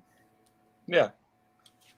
Let me just sneak in here. I need to do a station ID. It's sponsor time. Sorry. Yeah, it's business. We are live on 105.3 FM radio in the gorgeous city of New Orleans. And you are listening to The Outer Realm with Michelle DeRoche, myself, and our amazing guest, Brad Olsen. We are streaming on YouTube, of course, if you're watching us right now. UFO Paranormal International Public UFO Gods and Extraterrestrials Radio, as well as many Facebook group pages, as well as our own. We have about 200 platforms that we are streaming on as well, with Spotify and iHeart and Podbean, and SoundCloud is our favorite. A huge thank you to award-winning composer, Dr. Snick, the Sonic Surgeon, aka Justin Snicker, for our fabulous intro and outro. You can find his music and purchase his music on Amazon and Bandcamp. And you can also find him on social media on Facebook and Instagram. A massive thank you to the ones who have been with us from the beginning and believed in us forever. I hope Folgers Coffee, not only great to wake up to, but great in your cup all day long. Thank you, Folgers Coffee. Thank you. Without your support, we couldn't be here. So yeah, we're just sitting here having our minds blown. So yeah, business part is over. Have a sit down. Yeah, that's right. Okay, so where do you want to go from here? Because honestly, it just you get into so many interesting things. Just for people who may be thinking about getting the book, this is where you start. Yes. Book one. I mean, they talk about sacred geometry, the secret families. I find extremely interesting. Bohemian Grove, I find extremely interesting, which is all part of all of the control. And then you're getting the control part. To me is really unbelievable because you get into symbols here, things that people just see every day, and you have no idea. There's a whole hidden world. Secret families. Do you give off surnames? Yeah. Do you give that information out? Oh yeah. I list really 13 bloodline families. Right. Mostly European. Mostly European Italian. Yeah, I know. Almost all originate from. My family built Pisa. My dad's family. Yeah. So that's why I'm so curious about that. Because my great, my real Pisano. My dad's great grandfather was buried at the foot of the bell tower. He also had started the construction of it, which was continued 100 years later. But through research, I found that there were 7 shiploads of sand from the holy city in Jerusalem shipped over there, and part of it was used to bury him. And I need to know why. So. Yeah, Brad, what do you know? I need to know why. Why not? Well, so keep this in mind. When the Templars were taken down, and we're still in the control section of modern esoteric about halfway through, that not only was Switzerland never a country, it was only founded shortly after the Templars got taken down. Why? Because they could find safe refuge, and they knew all the routes over the Alps mountains. So they were already settling in the valleys and had safe houses along the way, kind of like the Pony Express had little refreshment stations every 50 miles or so. Right. Same thing with the Templars. So when they got taken down by the King of France, who is greatly indebted, and the Pope Pius, who was it, 6 maybe? He was also extremely corrupt. Jacques Molay, their headmaster, being burned at the stake, said, cursed both the Pope and the French king that you would be dead within a year. Sure enough, both were. Yeah, the curses came through. So the Templars had to go underground, and there's a great book, if you can still get it, called what is it? The Blood of Freemasonry, maybe something like that. It describes in no uncertain terms that the Templars, after going underground, became Freemasonry. Born in blood, it's called. And Freemasonry is born in blood, born in the blood of the Templars. So they went underground for a couple centuries. Switzerland, famously neutral, famously the banker country, famously out of every war, never destroyed. Yes. Has been the seat of power of the Western world. That, along with the Empire of 3 Cities. So I really call it Switzerland because it is the banks of international settlements is there. That's the central bank. To this day. They also control the security of the Vatican. That's right. I mean, Vatican City does have their own security. They're dressed what I call like Harlequins, but they do have their own security. But I mean, from Switzerland, they are underground where the library is. I mean, Dan Brown showed it, but you can look it up and you can Google it. It doesn't all have to come from the Da Vinci Code. But and they're the only ones who have arms, who are allowed to be armed in the Vatican as well. Or the Swiss. And so isn't it interesting? And there are supposed to be underground tunnels connecting the two that have just been being taken out recently. and are known about, as well as extending the Vatican to Jerusalem, which is lined with gold that I think the ones they're using right now and they have been using will never be exposed, not for a long time. They weren't always blocked. There's no way. There's way too many secrets there. Well, just consider the Vatican is one of the 3 empires of 3 cities. All 3 have an occult obelisk in the middle. St. Peter's Square has one they got out of Egypt. Along the River Thames at the 1 mile city of London, within London City, is Cleopatra's Needle, another Egyptian obelisk. And then the 3rd city is Washington, D.C., which is a city-state within the U.S., and that's the military arm, and the obelisk is, of course, the Washington Monument. So there's hidden in plain sight occult symbolism all over the place with these locations. And the fact that Switzerland is not only the banking hub as well, like the City of London, but also tied to the Vatican with the Swiss Guard and so much more. And and the protection. They need a standing army. They need protection. Yeah, they need a police force. They need the U.S. to have 156 bases in foreign countries around the world. Yeah, Roman officers are not allowed in Vatican City as in uniform. They're allowed as parishioners, but they're not allowed to be on the premises. Their law doesn't stand in the Vatican. They have to stand back, tell the Vatican police, and they take care of it from there. And then the Swiss come in like RCSIS or CIA kind of thing. But yeah, there's a lot to it. But my great-great-grandfather was buried long before the Templars were even out there. It was the 1100s when he first started. In Pisa? Yeah. He was Gerardo. He was the initial guy. It's just crazy how it goes. And then my mom's side, my grandmother, where I get all my gifts from, her maiden name is Barone, which is Baron, and you can trace their family lineage back to Borgia.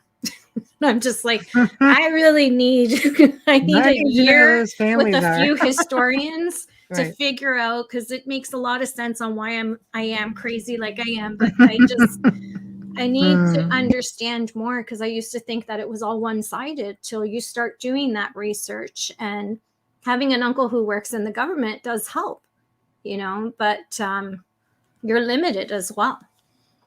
Pisa's easy because I just spoke to them in the museum. It's very easy. They'll give you anything. But my mom's is a whole other secret. Coming back from the Basque and from Spain. My daughter's name is Italian for Xavier. Her name is Saverina. I named her after my mom. It's the Italian form of Xavier, feminine form. And I'm like, where the hell did this come from? Basque. Of course, you have the Medici banking families that trace their lineage all the way out to the Middle Ages. Yeah. And so that wealth has been retained within those family bloodlines for hundreds of years. Well, they still have their castles. They still have them. They're still living in them. Yeah. Why would they? Well, you can really get into some amazing conspiracy stuff, right down to when Notre Dame burned down.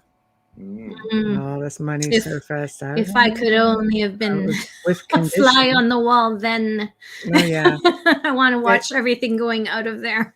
You mean a couple of years ago? Yeah, when they were taking all that stuff out. See the reflection of Notre Dame burning in Michael's glasses. Who was there right there on the Seine River.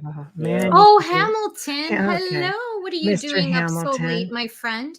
Yes. One of the relic hunters himself. Yeah, he's a sweetheart. Yes, he is. Read it off. Don't know why you're awake though, Hamilton. I know, because I'm in England. Yeah. The sand from the Holy Land actually came via Venice. The state of Venice secured the exclusive rights to export sand from the Holy Land when they started the glass industry by bringing Byzantine glassmakers. Thank you, Hamilton. In the 12th century, sand from there was the composition considered better than anything in Europe.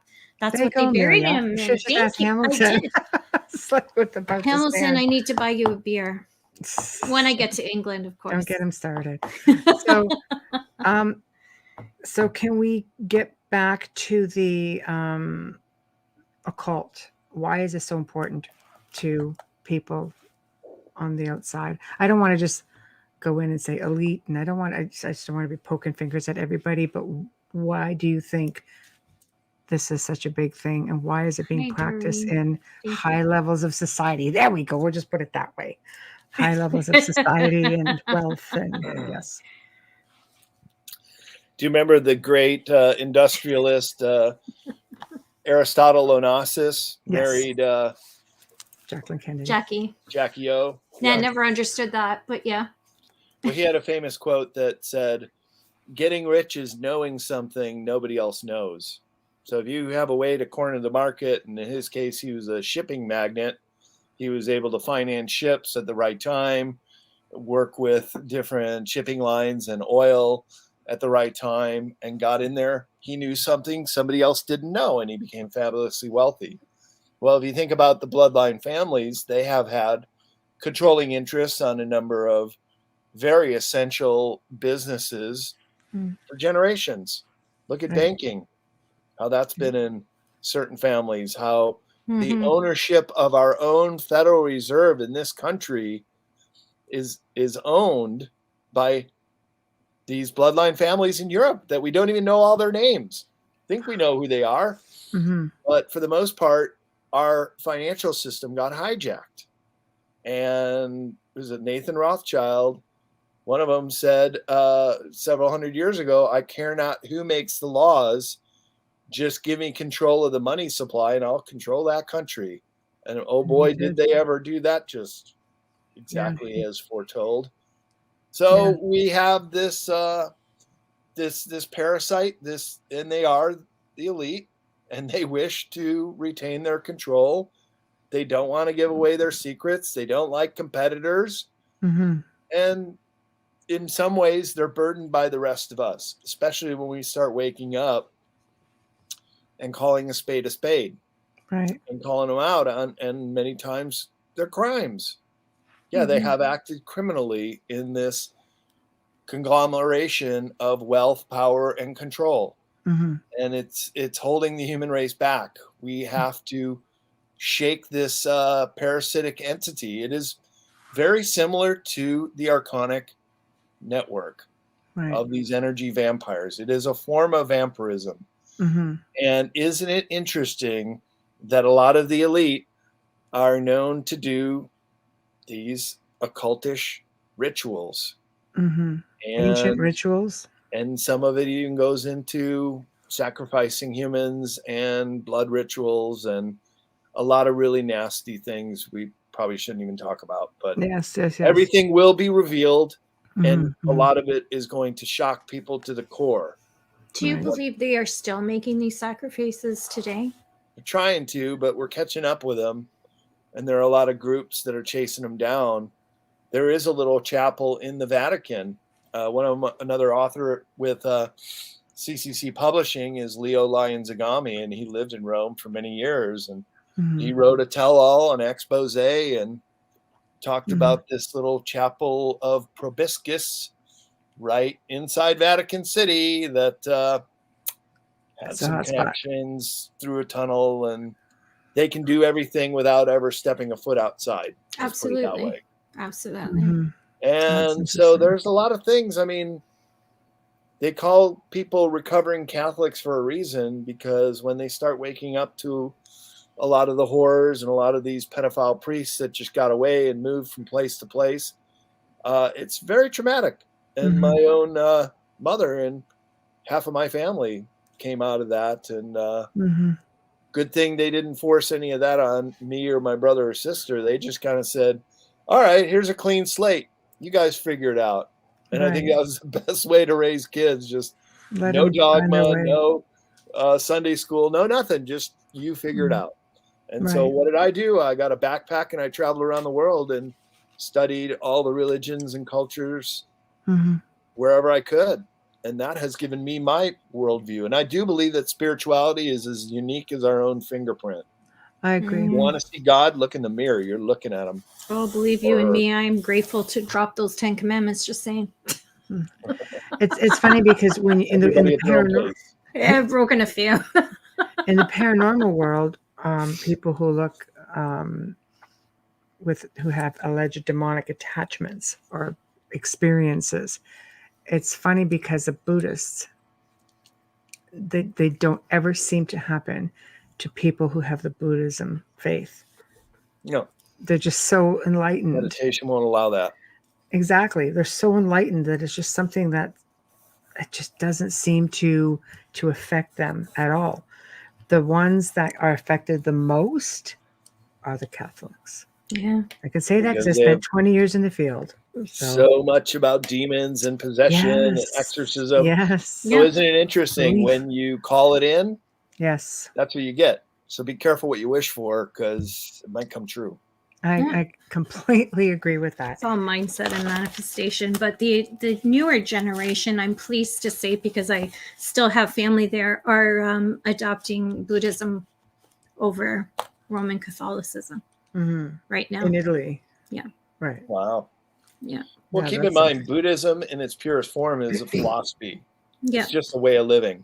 And the Buddha himself always said, don't make a religion out of this. Don't worship me. Don't build statues. Don't do... Right. Of course, they did. But right. at its core, if you just follow the Buddhist teachings, much like Jesus, as I mentioned earlier, is just eternal truth. And so one of the things when Buddha was achieving his own enlightenment, he fought with the demons who tried to tempt him in many different ways and get him off his track. And he just had to say, as earth is my witness, I have reached this state. And none of these archonic entities could get through, and it became his spiritual shield. And so that is part of what meditation and part of Buddhist teachings people will gather from it, is that they can build their own personal shield. And it's this philosophy, it's this way of living, correct living. And he goes through the noble truths and the fourfold ways and all these steps to help people, common people, illiterate people, better understand. And there's really no dogma in philosophy. It is just, if it feels right to you, if you can do it and see discernible objectives being met and a peace of mind, isn't that the most important thing these days? That your spirituality is as unique as your own fingerprint. Yeah. They're getting lost in technology. That's the problem. I think the new generation in Italy, the big thing was when yoga really, really, really hit the mainstream and they started doing that kind of yoga and stuff that they brought, with the Kundalini. But if you do yoga. Yeah. So I think that helped them open their eyes, and then the internet as well helped them open their eyes and their hearts to the way things are done differently around the world. You know, there's some positives with social media and the internet. Not all of it's a toilet bowl, but yeah. I think, I think people go through stages with religion. Like Kabbalah is a big one. For tons of celebrities kind of jumped on the Kabbalah board. Madonna. Well, her as well. She was huge. Why do people go through these cycles? Because that's not exactly the most, unless we have it backwards, the most enlightening of religions. Luciferianism is coming back. That's a real big one now. But there are people who believe that everything is opposite. There are people who believe that because the Catholics preach to be this, for example, that if you flip it, that's what Luciferianism is. Do we have it wrong? Seriously, do we have it wrong as to what we're all doing? Because honestly, when I look at, I have friends who are Luciferians, and they have, go back to the Rosicrucians, and it really runs deep with the secret societies, as you know. But I mean, they really do preach love and light. And they're not all going to war, let's say, like the Christians did, killing men, women, and children, all in the name of God. Like, do we have it wrong? Yeah, killing's always wrong. I know. It's the first commandment, too. I mean, I haven't broken that one. Oops, sorry, that was me. I haven't broken that one. Oh, good. Yeah. No, I work with law enforcement. If you have. Yeah, it would be so wrong. I would never work with another cup again if I did that. Well, as much as I'd love to get into the whole health part of this, YouTube would probably throw the show off. I know. Yeah, they're frowning upon giving bad health information. Sorry, I hope I didn't say any forbidden No, words. No. There's a whole section of this book not at all. that I would have loved to have talked about. Oh, yeah, well, but then they probably would have flagged the show. That's all not the great books information. I know. But I would love to do a show on it sometime and just not stream it on YouTube, so we could actually talk about all of the stuff, because they're the only ones that are very sensitive about it. But we are coming towards the end of the show, and I'd like whatever you want to touch on quickly, and then I want you to tell everybody how to find you, how to find the books, promote. Sure. Well, we were going to do a talk on modern esoteric, beyond our senses. Yes. And the third section of the book is called Thrive, and it's basically how we can strengthen our bodies, detoxify ourselves. Chapter called Living to 200. Yes. A lot of counteractions we can take. Yes. To be healthy, wealthy in spirit, and wise. Yes. That also goes into how we can start to enhance ourselves, our decalcify our pineal gland, for example. There is a chapter in Modern Esoteric about, excuse me, the pineal gland. Yeah, that we could talk about. Yeah, everybody does that on it. That's fine. Yes. I just say you had the V word in there. I was like, oh, I think we should touch on that one. Still say pineal gland, I hope. We can. Oh, yes. Yeah, we're still not yet. They haven't done it yet. How V's aren't good for us. We get a little hostile about that this day and age. But C's with numbers. That too. Yes. But decalcifying the pineal gland is a big one. People don't realize this is something that even the ancients were aware of. Like, this is a thing. And it does get calcified. Why do you think they wouldn't want us to use that ability? Well, once again, we would get out of their control. If you can see the prison planet you're in. Yes. For example, the best way to keep a prisoner from escaping is to make sure he or she never knows they're in prison, right? Right. The greatest trick the devil ever played on us, which I think are reptilians. 90% of the narcissists. It never existed. So they are propagating this whole idea that the conversation we've had for 2 hours doesn't exist. It's all make-believe, yet it resonates in your mind and my mind and hopefully your listeners, because I'm sure when you hear it and you know it's the truth, then that becomes your new reality. So what we're doing is deconstructing this giant false matrix that has been built up around us since the time of the pharaohs, when humans were living gods and we worshiped them as such, and it was all to keep humans contained. Well, this is the time when we're finally breaking from that programming and are able to start to see things the way it really is. And so I conclude the chapters in Modern Esoteric with reincarnation and the evidence that we really are, like the bumper sticker says, we're not humans having a spiritual experience.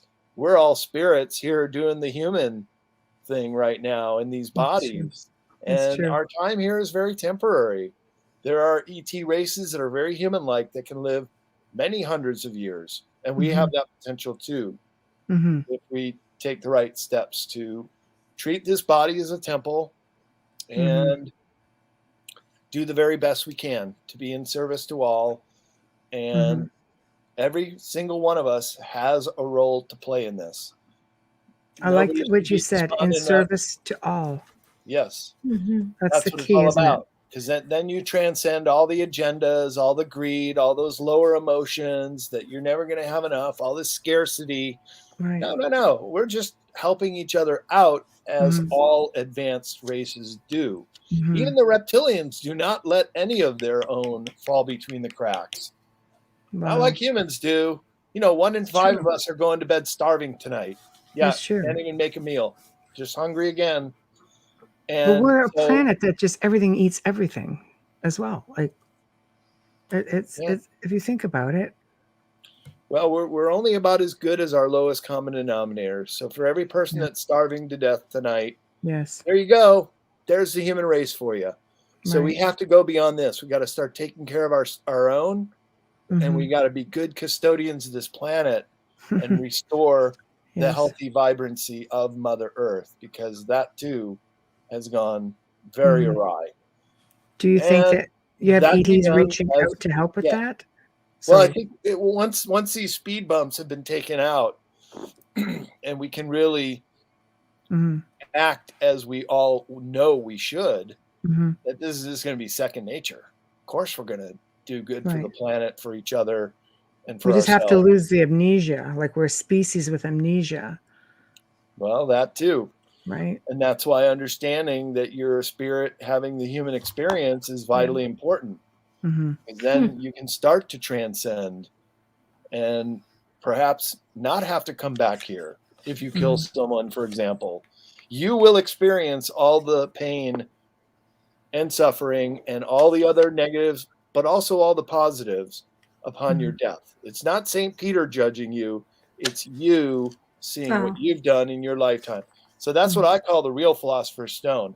Once you really understand that every thought and every action and everything you do in life matters and is only going to reflect upon you, you're going to be the best person you can possibly be in every thought, action, and deed that there is.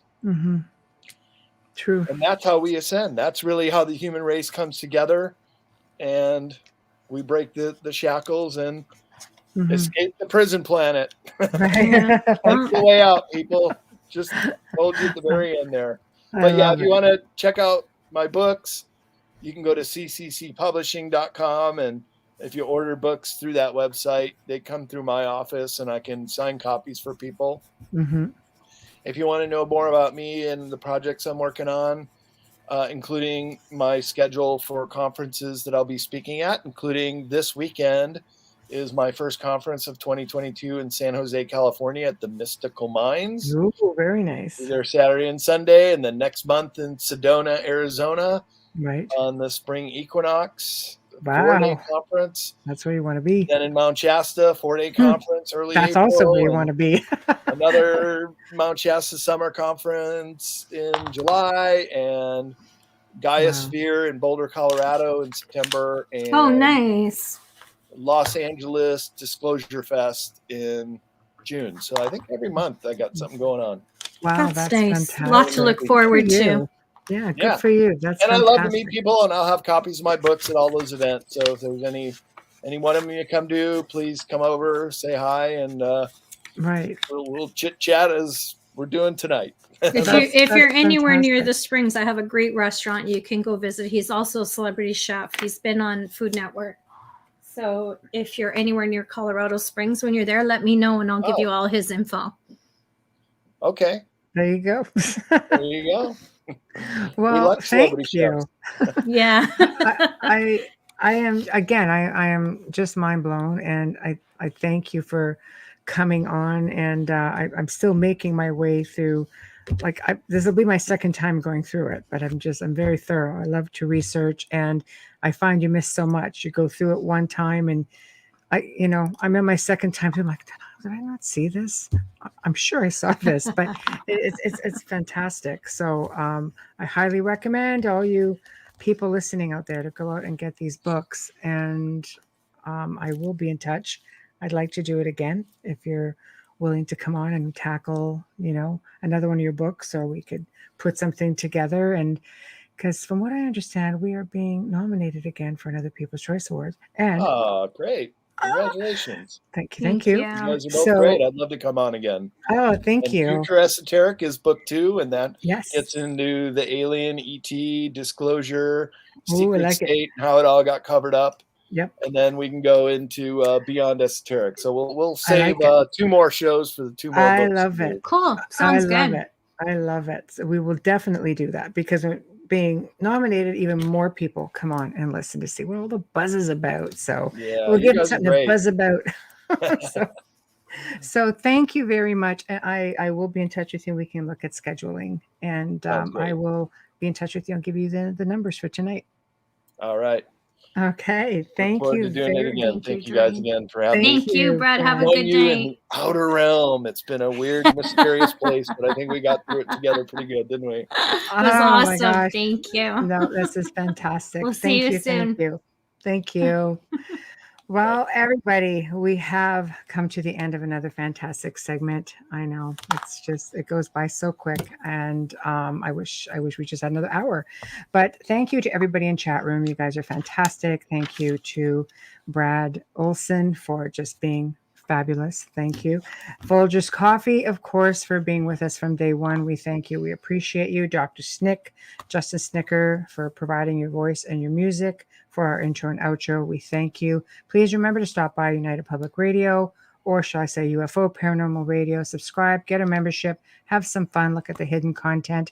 Anybody that wants to contact us directly, the only way you're going to get a response is the outerrealmcontact@gmail.com. That's the outerrealmcontact@gmail.com.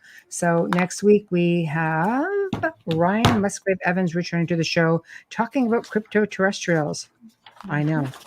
Enjoyed it the first time. Can't wait to see what he's got for us this time. Thursday evening brings the return of our dear friend Nick Redfern, who's going to be discussing also extraterrestrials, negative blood type connections, and such. So everybody's looking forward to the Gray Zone this Saturday. Sorry, my fault this time. It's not going to be a thing. I know. No. I'm only one dang person. That's all I'm going to say. Oh. I'm only one darn person. So I do apologize, but you're going to have to wait a couple weeks. I'm only one dang person. Sorry. That was me going on our site. Just like rubbing it in. Anyway.